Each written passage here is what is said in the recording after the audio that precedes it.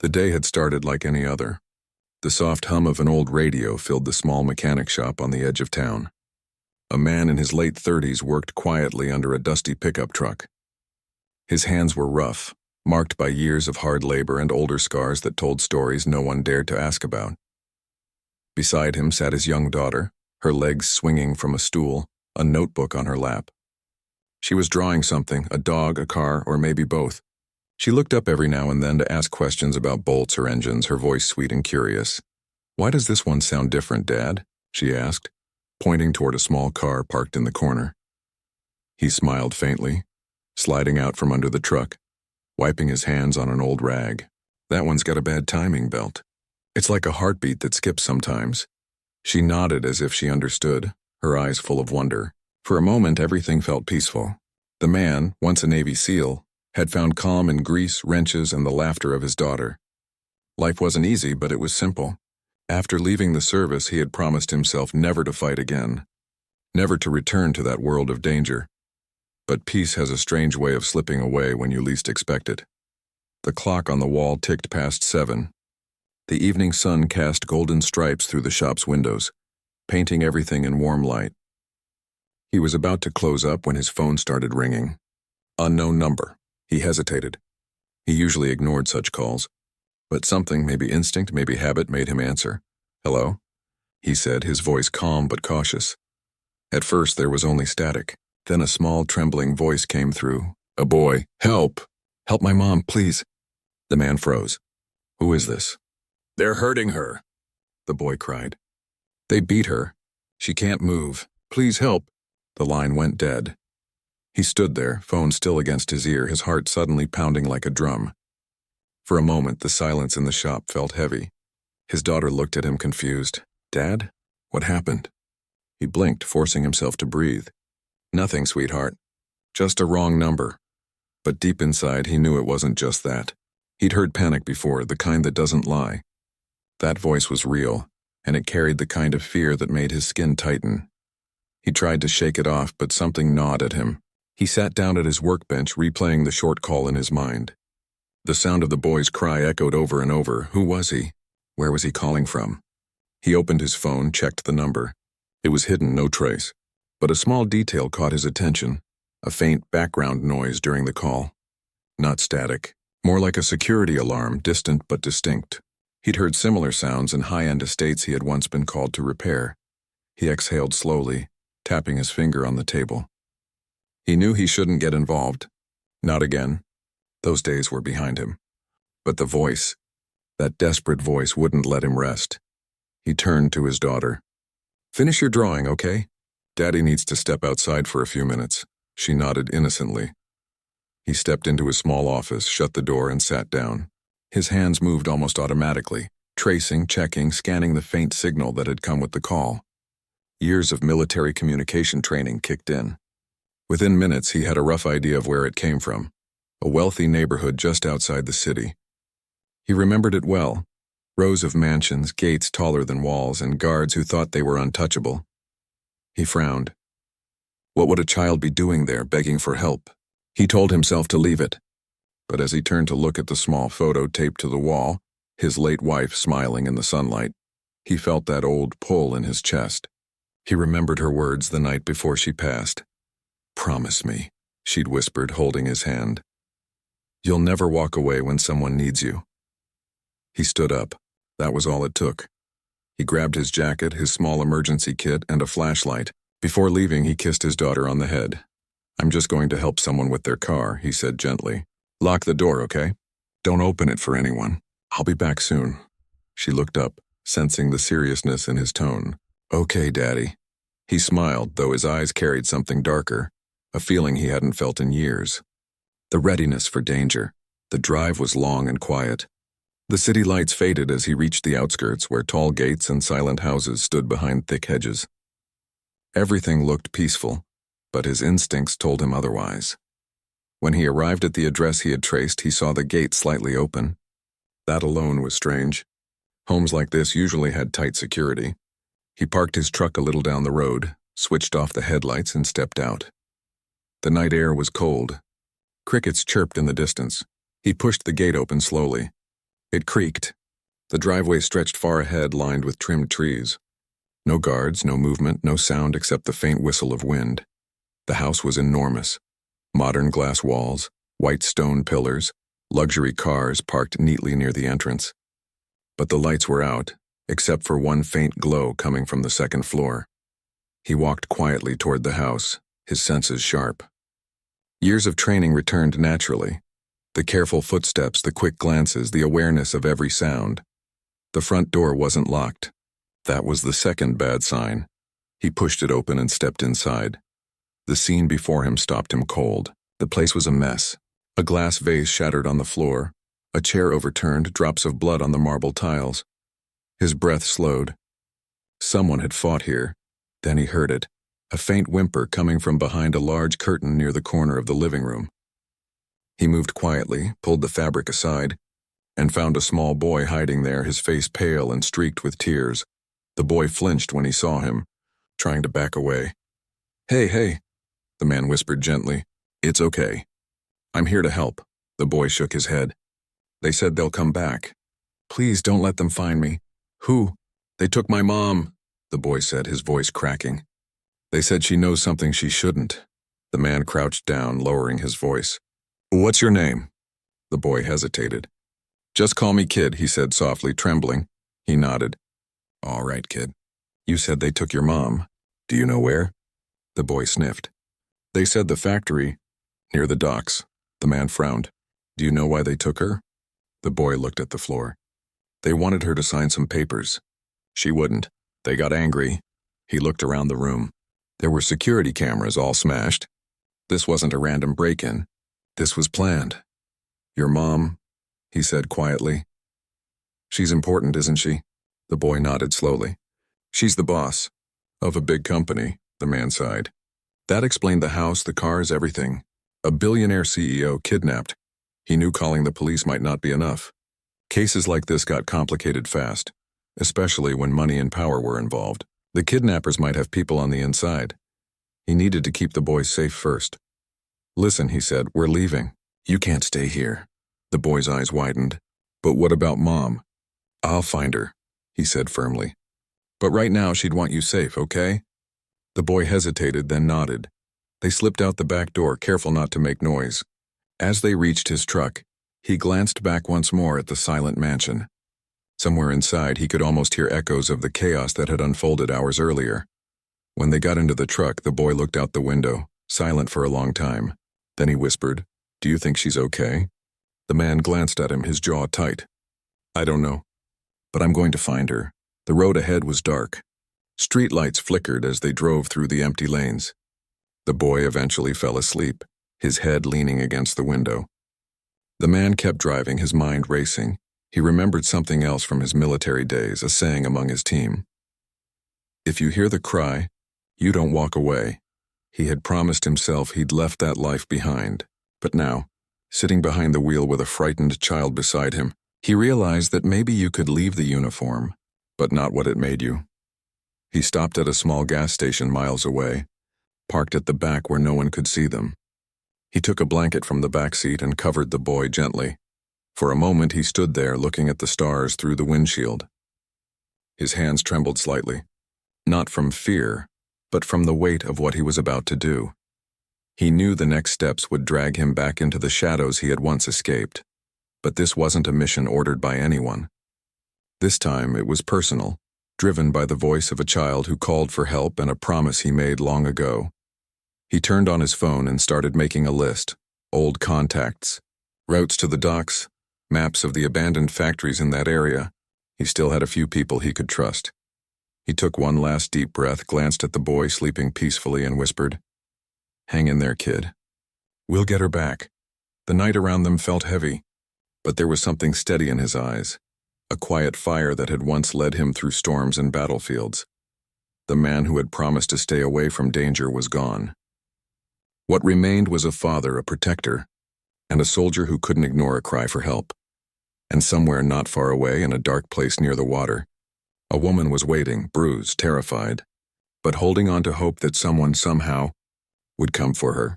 He didn't know her name. He didn't know her story, but that didn't matter. Because to him one thing was clear now. This wasn't just about saving a stranger. It was about keeping a promise, and reminding himself that doing what's right never needed a reason. He started the engine, eyes fixed on the road ahead. The truck rolled forward into the night, carrying a quille. To man and a sleeping boy toward a storm neither of them saw coming, and as the city lights disappeared behind them, the first part of a much bigger story had already begun. The night stretched long and quiet as the truck rolled down the old highway. The man's eyes stayed on the road, but his mind was racing through memories, details, and questions that didn't have answers yet. The boy, wrapped in a blanket beside him, had fallen asleep again. Every so often he'd twitch or mumble something under his breath, lost in half-formed dreams that were probably memories of what he'd seen. The man glanced at him, his heart tightening. He'd seen enough in life to know what fear looked like, but seeing it in a child was something else entirely. He turned the radio down, letting the soft hum of the engine fill the space instead. By the time dawn started to show, he pulled over near an old roadside diner. The sign flickered weakly and the parking lot was almost empty. He sat there for a moment, debating whether to wake the boy. He needed food, though, and a few minutes to think. He reached over gently. "Hey, kid, wake up." The boy stirred, rubbing his eyes. "Where are we?" "Just a diner. We need to eat something before we go any further." The boy hesitated, then nodded. He followed the man out, still clutching the blanket. Inside, the smell of coffee and pancakes filled the air. An old woman behind the counter greeted them with a tired smile. "Morning, fellas. What'll it be?" The man gave a polite nod. 2 pancakes, 2 scrambled eggs, and orange juice for him. She scribbled it down. "And for you?" "Just coffee, black." They sat near the window, sunlight beginning to spill in through the dusty glass. The boy looked out, quiet for a while. Finally, he spoke in a small voice. "Do you think my mom's still alive?" The man didn't answer right away. He didn't want to lie. "If she's as strong as I think she is, then yes," he said finally. "But we need to move carefully. The people who took her, they knew what they were doing." The boy nodded, tracing circles on the table with his finger. "She always said people wanted her company, but she never thought they'd do something like this." That confirmed what he already suspected. It wasn't just a personal attack, it was business. Someone powerful wanted control, and the woman had become a problem for them. When their food arrived, he let the boy eat while he quietly pulled out his phone. No calls, too risky. But he could send a secure message to one of the few people he still trusted from his old days. A man who worked private security now with access to information most people couldn't find. He typed, "Need a favor. Quiet job. Possible kidnapping. High profile. Meet at Dockside 12 tonight." He hit send. No names, no details. Just enough for his friend to understand. When the boy finished, they got back on the road. The city skyline slowly faded behind them as they took smaller roads leading toward the industrial part of town. Old warehouses, abandoned factories, and shipping yards lined the horizon like sleeping giants. By midday, they found a small cabin on the edge of the woods near the water. It looked worn but safe, far enough from the city, close enough for him to plan. He parked the truck and told the boy to wait while he checked the place. The door creaked open easily. Inside it smelled of old wood and dust, but it was dry and quiet. He walked through the rooms, checked the windows, the exits, everything. Then he called the boy in. "This'll do for now," he said. "We'll rest here until tonight." The boy sat on a chair, hugging his knees. "You really were a soldier, weren't you?" The man paused halfway through setting up a small kettle. "Yeah, a long time ago. Did you fight bad guys like this before?" He gave a faint smile. "Not like this. But I've met men who think power makes them untouchable." The boy's eyes lowered. "They said my mom found something in her company files. She told me if anything ever happened, I should hide and call for help." "Do you know what it was?" He shook his head. "Only that she said it could destroy everything those men built." The man nodded slowly. That explained the desperation. They hadn't kidnapped her for ransom. They wanted something erased, something she refused to give. He looked out the window toward the docks. Somewhere out there, the woman was being held. He didn't know her, but he respected her already. Standing up against people like that took courage. The day passed slowly. The boy fell asleep again on the couch while the man sat by the window thinking. His friend hadn't replied yet. That was unusual. Either the message hadn't gone through, or someone was watching communication lines closely. By late afternoon, he decided to move. He couldn't wait any longer. He left the boy sleeping and stepped outside, walking a short distance down the dirt path until he reached a payphone by an old gas station. He picked up the receiver and dialed a number from memory. After a few rings, a voice answered, deep and cautious. "Who is this?" "It's me," he said. "I need eyes near Dockside 12. Someone's being held." A pause. Then the voice softened. "You're not supposed to be doing this anymore." "I know. But there's a kid involved. His mom's in danger." Another pause, then a sigh. "All right. Give me a few hours. I'll see what I can find." He hung up, slipped a few coins into the slot, and returned to the cabin. The boy was awake again, rubbing his eyes. "Where'd you go?" "Just checked something," he said simply. "You hungry?" The boy nodded, and they shared some canned soup heated over a small stove. As the sun began to sink, the man started packing a small bag, flashlight, rope, first aid kit, and a few tools that could easily double as weapons if things went wrong. The boy watched him quietly, then asked, "Are you going to get her tonight?" He nodded. "I'm going to try. Can I come?" The man shook his head firmly. "No, you stay here. Lock the door and don't open it for anyone but me. Understand?" The boy hesitated, then nodded. "Just bring her back." "I will," he said. "That's a promise." As darkness fell, he got into the truck again and drove toward the docks. The air smelled of salt and oil, and the faint hum of cargo ships echoed in the distance. He parked a few blocks away and continued on foot, blending into the shadows. The factory area was huge. Rows of rusted buildings, cranes frozen midair, broken lights flickering. Most of it was abandoned, but he could see a few signs of recent activity. Fresh tire marks, cigarette butts, and faint footprints in the dirt. He crouched behind an old container and scanned the area. A black SUV was parked near the side door of one of the larger warehouses. Two men stood outside smoking and talking. His instincts told him this was it. He moved quietly around the back, finding a small window cracked open. He slipped inside, landing softly on the dusty floor. The warehouse was dark except for a single bulb hanging from the ceiling near the center. Beneath it stood a chair, rope scattered on the floor and signs that someone had been there recently. But she wasn't there now. He scanned the area again and noticed a small trail, muddy footprints leading toward a side hallway.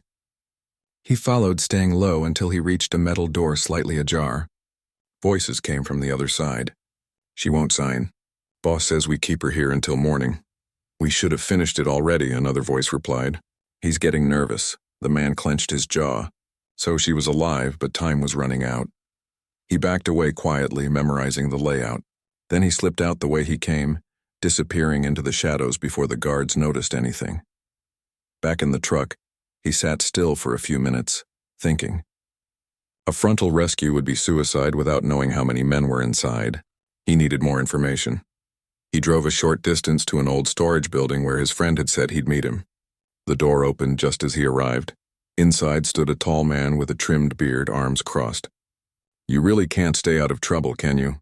he said with a smirk. "Thanks for coming," the mechanic replied. "I traced your location," the man said, handing over a tablet. "You were right. The woman, CEO of that tech company, is being held at Dockside 12. There's at least 6 armed men guarding her, maybe more. And get this, her business partner is the one who hired them." The mechanic looked at the screen. Photos, maps, surveillance, it all lined up. "She's still alive," his friend continued. "They're waiting for her to sign documents transferring ownership. After that, who knows?" He nodded slowly. "Then I'll have to get her out before that happens." His friend frowned. "You're going alone?" He didn't answer. He didn't have to. Before leaving, his friend put a hand on his shoulder. "Be careful. You're not 20 anymore," the mechanic gave a faint smile. "Doesn't mean I forgot how to fight." He drove back to the cabin just before midnight. The boy was awake, sitting by the window. "Couldn't sleep?" he asked softly. The boy shook his head. "I kept thinking about her." He crouched beside him. "I found where she is. I'm going there tomorrow night." The boy's eyes lit up with hope. "Really?" "Yes, but I need you to stay here no matter what happens. Promise me that." The boy nodded, tears filling his eyes. "I promise." The man placed a comforting hand on his shoulder. "Your mom's tough. She's holding on. You'll see her soon."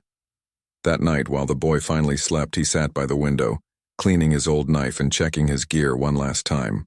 His reflection in the glass looked older, wearier, but his eyes still carried the same fire from years ago. Somewhere in the dark city ahead, a woman was trapped, and a group of men thought no one would come for her. But they were wrong. As the first light of dawn touched the horizon, he whispered to himself, "Tomorrow it ends." He didn't know yet how deep this web of greed went, or how dangerous the men he was about to face were, but none of that mattered now. He had made a promise to a scared boy, to a woman he'd never met, and to the memory of someone he'd once loved. And he wasn't the kind of man who broke promises. The morning came slow, painted in shades of gray and pale blue. A thin mist hung over the ground outside the cabin, wrapping the trees in silence. Inside, the man sat at the small table, drinking black coffee from a cracked mug.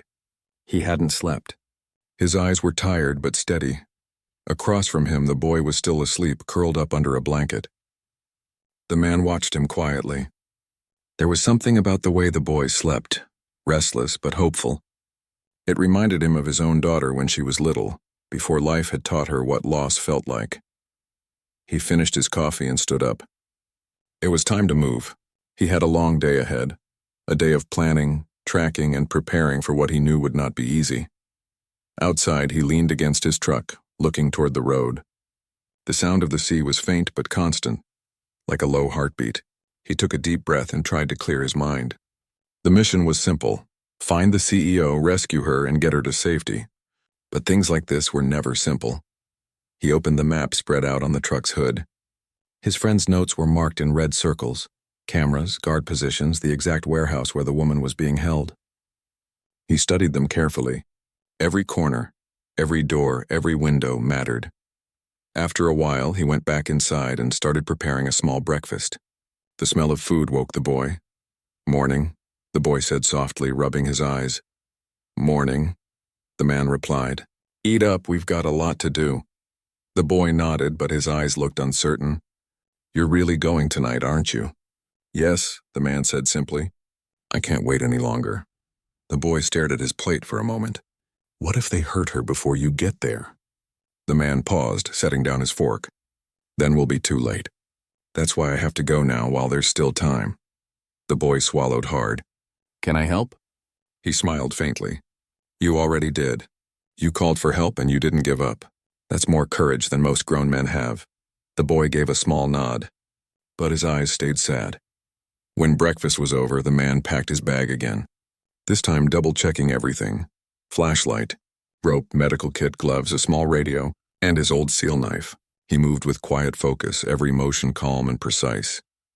Before heading out, he knelt in front of the boy. "You remember what I told you? Stay here. Lock the door. Don't open it for anyone," the boy recited. "That's right. I'll come back for you, I promise." The boy looked up at him, his voice barely a whisper. "Please bring her back." He nodded once, firm. "I will." He stepped outside and closed the door behind him, feeling the weight of those words. The road to the docks was empty. Clouds gathered above, hinting at rain. He drove with his lights off for most of the way, keeping low, his eyes scanning every corner. When he reached the outskirts of the industrial zone, he parked behind an old storage building and got out. From there, he would continue on foot. He slipped through narrow alleys and rusted fences until he had a clear view of the warehouse. He crouched behind a pile of wooden crates, watching. 2 men were stationed near the main entrance again. One smoked nervously, pacing. The other leaned against the wall, half asleep. Beyond them, a faint light glowed through the high windows. He needed to know how many were inside, where they were positioned, and where the woman was being kept. He scanned the area, noting the side doors and escape routes. Years of training had taught him that observation was everything. He noticed a small ventilation shaft near the back, large enough to crawl through. It could lead directly inside. He waited until a truck passed nearby, its engine loud enough to cover sound. Then he moved, silent as a shadow, slipping toward the back of the building. The metal vent was rusty but loose. He pried it open carefully and climbed inside, crawling through the narrow tunnel until faint voices reached his ears. "Boss says she's stubborn," one man was saying. "If she doesn't sign tonight, we take her somewhere else." "Yeah, well, she's got guts," another voice replied. "Most people would have cracked by now." He moved closer, peering through a small gap. Below him was a storage room with 2 guards sitting at a table, playing cards. Their guns lay carelessly nearby. He stayed quiet, memorizing the route. Then he backed away slowly, exiting the vent on the opposite side of the hall. He found himself in a dark corridor lined with crates. The air smelled of oil and dust. He moved forward until he saw another door slightly open. Through it, he caught sight of her, the CEO. She sat tied to a chair, her face bruised but her posture strong. 2 men stood near her, one holding a document, the other a tablet. "Just sign it," the man said impatiently. "No one's coming for you." Her voice, though weak, was steady. "You don't understand. If I sign, innocent people lose everything." The man slammed his fist on the table. "You're already losing everything. Don't make it worse." The ex-soldier's jaw tightened. He wanted to step in right there, but he forced himself to wait. Timing was everything. He retreated silently and slipped back out of the building the way he came. Once outside, he crouched behind a truck, pulling out his small radio. "Dockside 12 confirmed," he whispered. "Hostage alive.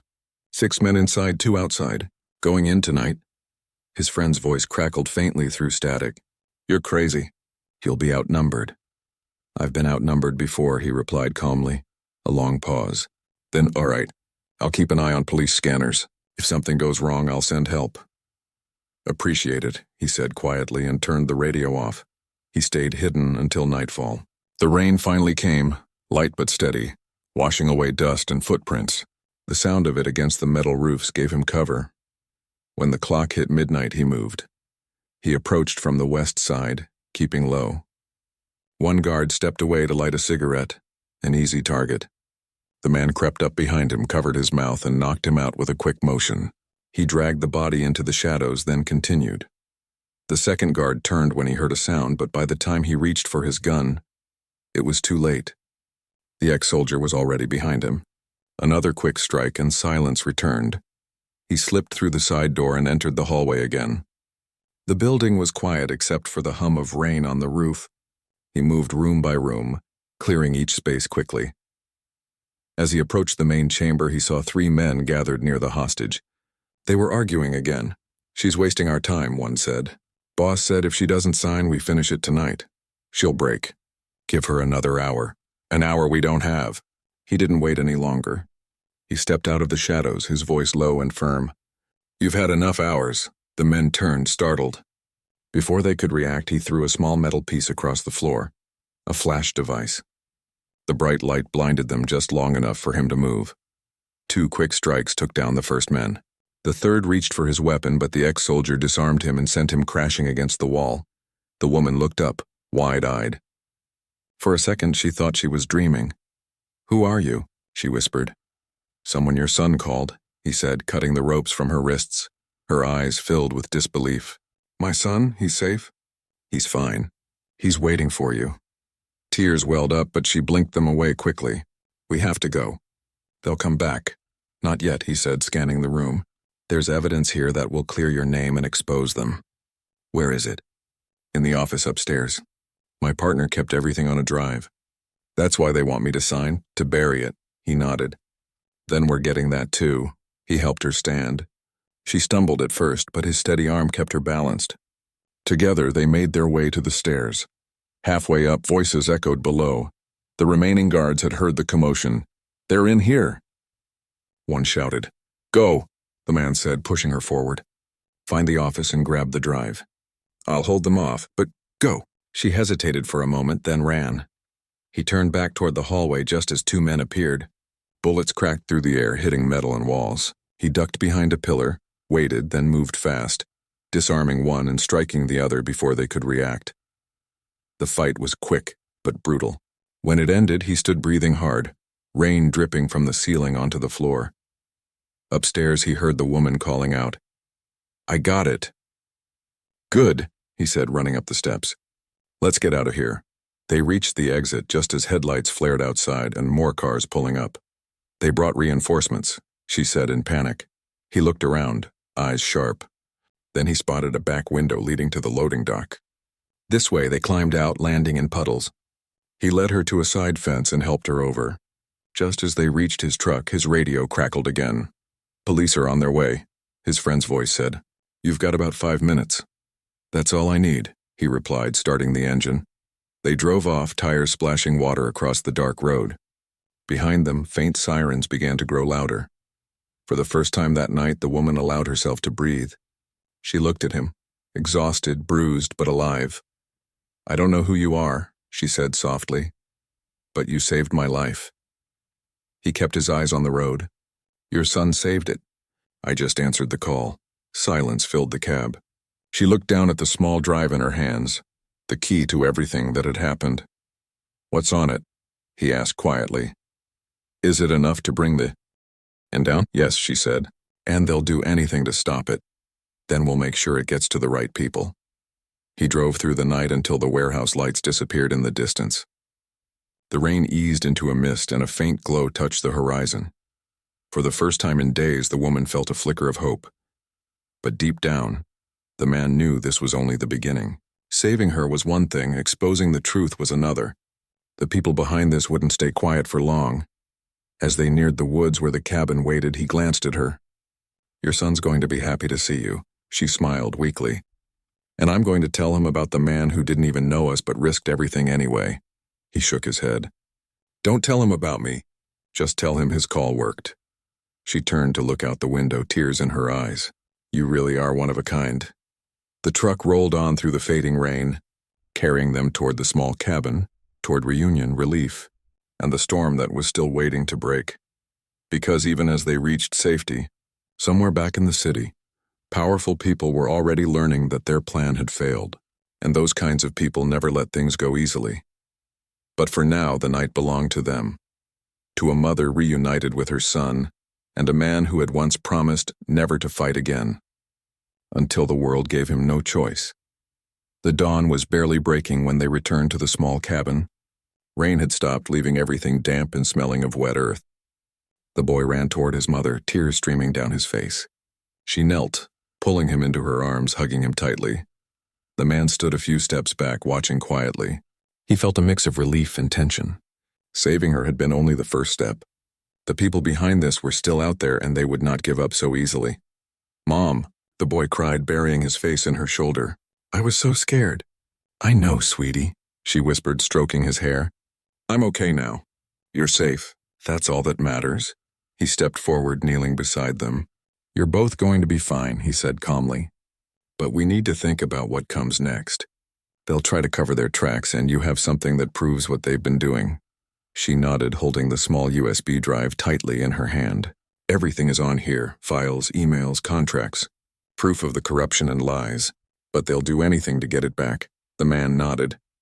"Then we make sure it reaches the right people." The boy looked up at him.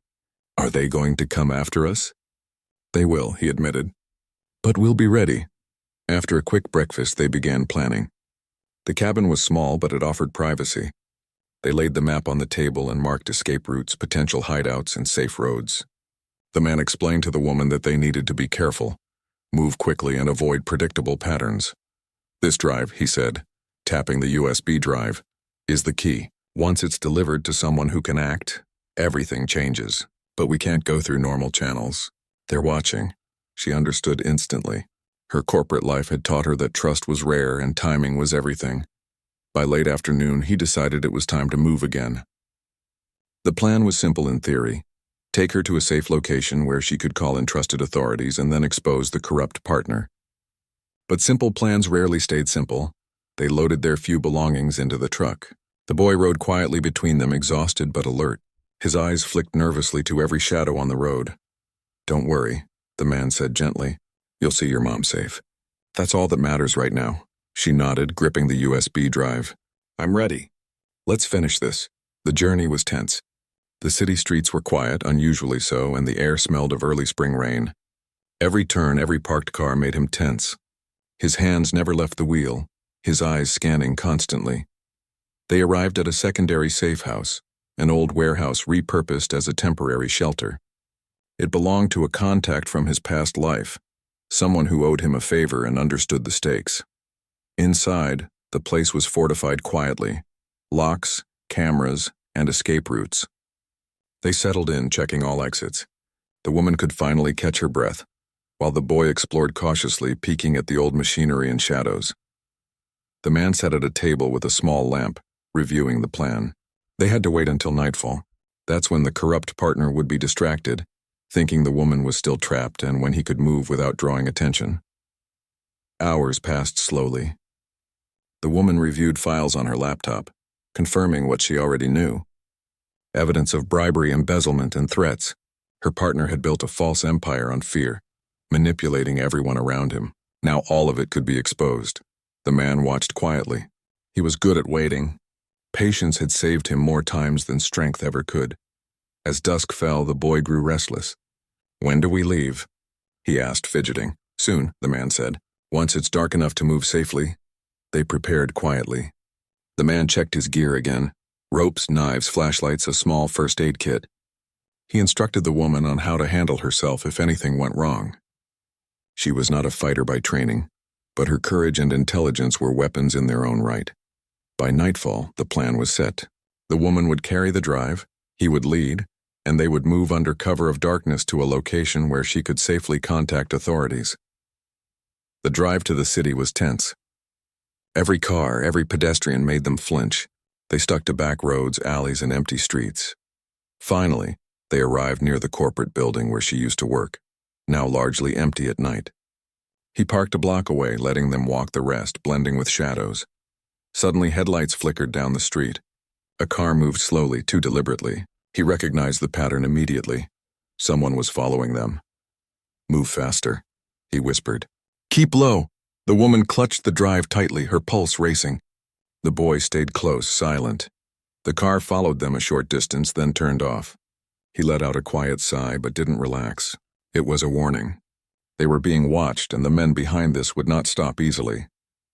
Inside the building, the floors were silent, echoing with their footsteps. He led them to the stairwell, checking each corner, each landing.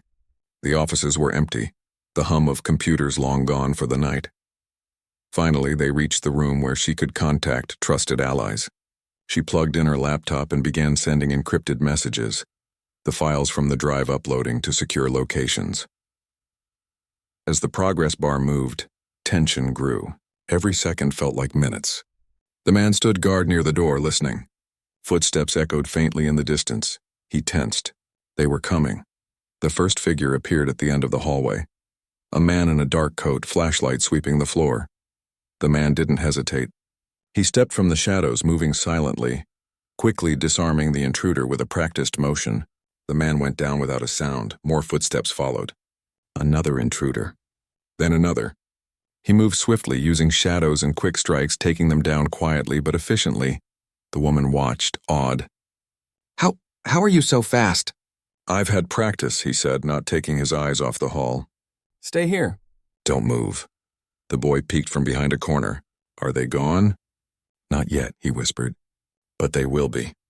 Minutes stretched into eternity as more men approached. But each was met with the same efficiency. A shadow in the dark, a quick motion, and silence. Finally, the hallway was empty.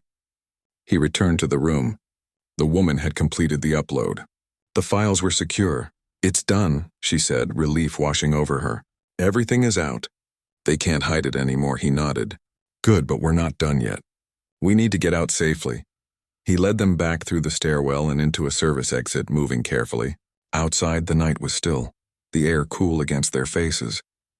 They reached his truck without incident and drove toward the river, a safe route he had scouted earlier. As they drove, the boy finally relaxed slightly. "We did it," he said quietly. "Not yet," the man said. "We need to make sure they don't follow us." The woman looked out the window, exhausted but grateful. "I can't believe someone I didn't know risked everything for us." He glanced at her. "It wasn't about knowing you. It was about doing what's right." They drove for hours, taking winding roads, avoiding main streets. Finally, they reached a remote safe house, a place designed for situations exactly like this. Inside, they could breathe. The boy ran to his mother, hugging her tightly again. She held him, finally allowing herself to relax. The man stepped back, observing them. His own heart ached with a strange emptiness, relief mixed with the awareness that danger was never far.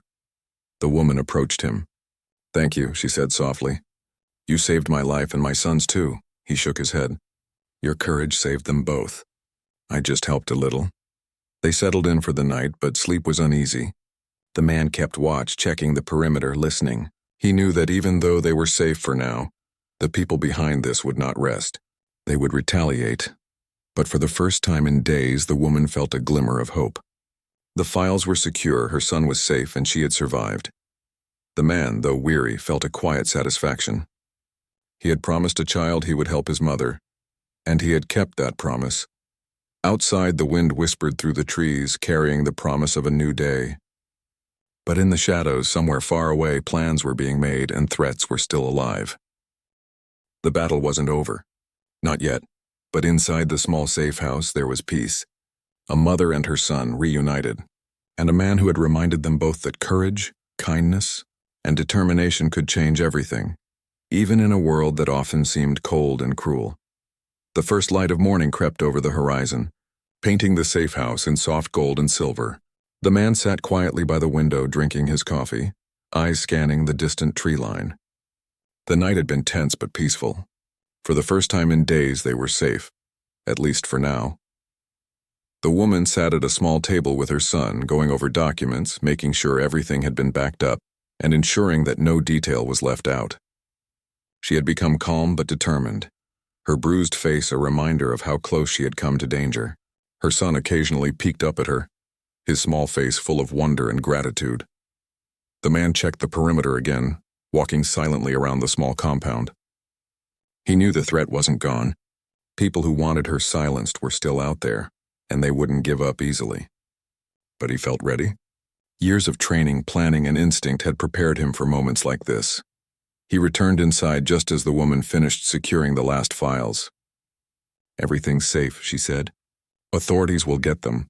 Evidence can't be destroyed now." "Good," he said. "Now comes the part where we make sure nothing catches up with us before it's in the right hands." She nodded. "I can call someone I trust. A legal team and security experts. They'll handle the rest." "Let's not waste any time," he said. They started packing the essentials. The woman's laptop, the USB drive, some personal items, and a few pieces of clothing. The boy helped in his small way, carefully carrying items to the truck. Once everything was ready, they drove cautiously through back roads and hidden paths. Their plan was to reach a secure government facility where she could submit the evidence, file her reports, and ensure that her partner's crimes were fully exposed. The drive was tense. Every passing car, every distant figure made the man tighten his grip on the wheel. He drove with precision, taking care to avoid surveillance cameras, main roads, and any predictable patterns. Finally, they reached the outskirts of the city. There, waiting quietly, was a convoy of trusted security personnel, friends of the man, experts who had dealt with dangerous situations before. They were armed but discreet, blending in with the night. The man handed over the woman and her son. "Stay close to them," he instructed. "I'll take care of any immediate trouble if it comes." She looked at him with gratitude. "Thank you for everything. We wouldn't have made it without you." He gave a small nod, forcing a faint smile. "Just make sure your son stays safe. That's the important part." As they moved toward the convoy, a faint noise in the distance caught his attention. Footsteps deliberate and heavy. He crouched, moving silently toward the sound. Two men emerged from the shadows, the same ones who had orchestrated her kidnapping. They had tracked them, perhaps hoping to retrieve the drive before it was delivered. The man didn't hesitate. Years of training took over. He struck quickly, incapacitating one of the men before he could react. The second lunged toward him with a weapon, but he sidestepped, disarmed, and neutralized him with precision. By the time the convoy noticed the commotion, the danger was already contained. The remaining security personnel quickly secured the area, making sure no one else could interfere. The woman watched from a distance, shaken but relieved. Her son clung to her hand, staring wide-eyed at the man who had saved them not once but twice. Finally, the convoy began moving again, this time toward the government facility. The man drove behind them, making sure no one followed. He felt a quiet satisfaction, not from the fight, but from the fact that they were finally moving toward justice. When they arrived at the facility, she was escorted inside by trusted officials. She handed over the drive and the documents, explaining everything in detail. Every corrupt action, every threat, every illegal move was accounted for. The officials listened intently, taking notes and securing evidence. Outside, the man waited in the truck. The boy approached him, holding his hand. "Will they be okay now?" "They will," he said, kneeling to meet the boy's gaze. "You did your part. Your mom's safe, and the people who tried to hurt her can't touch her anymore." The boy smiled faintly. "Thank you," he said softly. "You don't have to thank me," he replied. "You called for help. That's what saved her." The woman returned after a while, exhausted but relieved. "It's done," she said. "Everything is secure. My partner's crimes will be exposed. My company will survive. And my son. He's safe," the man nodded. "Good. That's what matters most." They drove back toward the safe cabin, this time without fear, only relief. The boy sat between them, finally smiling openly. The woman held his hand, grateful, her eyes full of tears she didn't bother hiding. Once back at the cabin, they settled in. For the first time, the boy ran and played without fear. The woman finally relaxed, leaning against the man's shoulder for a brief moment of quiet gratitude. "Why did you do all this?" she asked softly. He shrugged. "I promised a child I'd help his mom. I don't break promises." She smiled faintly. "You risked everything for strangers." "Sometimes strangers are the people who need help most," he said simply. Days passed quietly. The files were in safe hands. Investigations began. The corrupt partner was exposed, arrested, and stripped of power. His employees who had acted illegally were also held accountable. The woman's company slowly regained stability, her reputation restored. Through it all, she and her son remained close to the man, visiting him at his small workshop, sharing meals, and keeping him updated on the progress of the investigations. He never sought attention or praise. For him, it was enough to see them safe, happy, and moving forward. One afternoon, the boy ran up to him holding a small drawing. It showed the three of them together, smiling with the words, "Thank you for saving us." He looked at it, touched by the simplicity and honesty of a child's gratitude. "Keep this safe," he said softly. "It's worth more than anything else." The woman watched them, her heart full. "You gave us more than safety," she said. "You gave us hope. You reminded us that even when life seems dark, someone can still do the right thing." He nodded quietly. "Hope is fragile, but it's worth protecting." The boy ran back inside, leaving them alone. She turned to him again. "You could have walked away. But you didn't. Why?" He took a deep breath. "Because I couldn't. Someone needed help. A child called," I answered. "That's all it took." She looked at him, understanding that sometimes courage was not about skill or power. It was about choosing to act, even when the odds were against you. In the weeks that followed, life slowly returned to a sense of normalcy. The woman rebuilt her company, her son thrived, and the man returned to his small workshop, fixing cars and living quietly. But every now and then, he would receive a small note, a drawing, or a wave from a window, reminders that what he had done had changed lives forever. He never sought recognition. He didn't need it. For him, knowing that a mother and her son were safe, that justice had been served, and that a promise was kept, was enough. And on quiet evenings, when the sun dipped low and the world seemed still, he would sometimes think of the night it all began, the phone call, the cry for help, and the choice to step forward when it mattered most. Because in the end, that choice had saved lives, exposed the truth, and reminded everyone involved that courage, integrity, and compassion were stronger than fear, greed, or cruelty. The man who once walked away from danger had returned to it when it was needed most. And through it all, he had proven that even in a world full of shadows, one person could make a difference. As the sun set over the small workshop, he closed the door, wiped his hands on a rag, and smiled faintly. Somewhere not far away, a mother and her son were safe, living their lives free from fear. And for him, that was enough. The world could continue its chaos, its greed, and its darkness. But one night, one choice, one promise had been enough to turn fear into hope, and hope into freedom.